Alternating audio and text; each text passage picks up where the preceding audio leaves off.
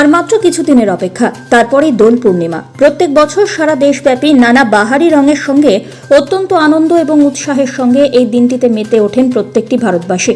বিগত 2 বছর করোনা সংক্রমণের জেরে অনেকটাই ভাটা পড়েছিল দোলের আনন্দে। তবে এবছর দোল নিয়ে অন্যরকম উৎসাহ আনন্দ রয়েছে সকলের মনে। ইতিমধ্যে শিলিগুড়ির বাজারে আবির, রং, পিচকারি, নানা রকমের মুখোশের পসরা সাজিয়ে বসেছেন রঙের ব্যবসায়ীরা।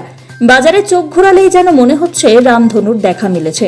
তবে এবছর রঙের বাজারে এত সবের মাঝে ক্রেতাদের আকর্ষণ কেড়েছে মোদি মুখোশ, তৃণমূলের দলীয় পতাকার রঙের পিচকারি। এরই মধ্যে এই দুটির চাহিদাই ক্রেতাদের মধ্যে এতটাই যে নিমেষেই সমস্ত স্টক শেষ হচ্ছে। এ বিষয়ে রং ব্যবসায়ীরা জানিয়েছেন, এবারে দোলের রঙের বাজারের বিশেষ আকর্ষণ এই মোদির মুখোশ এবং তৃণমূল পিচকারি, যার চাহিদা এতটাই বেশি আনা মাত্রই হটকেকের মতো স্টক শেষ। পাশাপাশি তারা আরও জানান, দুটোরই ভালো চাহিদা রয়েছে বাজারে। তবে মোদি মুখোশের তুলনায় তৃণমূলের পিচকারির চাহিদা একটু হলেও বেশি। এছাড়া বিগত 2 বছরের তুলনায় এবছর ব্যবসা ভালোই হচ্ছে। হাতে এখনো অনেকটাই সময় রয়েছে, ফলে এবছর ভালো লাভ হবে এমনটাই মনে করছেন ব্যবসায়ীরা।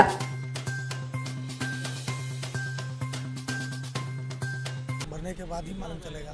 अभी तो जो रेट चल रहा है वही रेट बिक्री हो रहा है। कस्टमर है, ठीक ही है, जैसा सोच रहे तो वैसा ही कस्टमर है। কাস্টমাররা নিবে, সোমবার থেকে বাজারটা আশা করা যায় আরও ভালো হবে।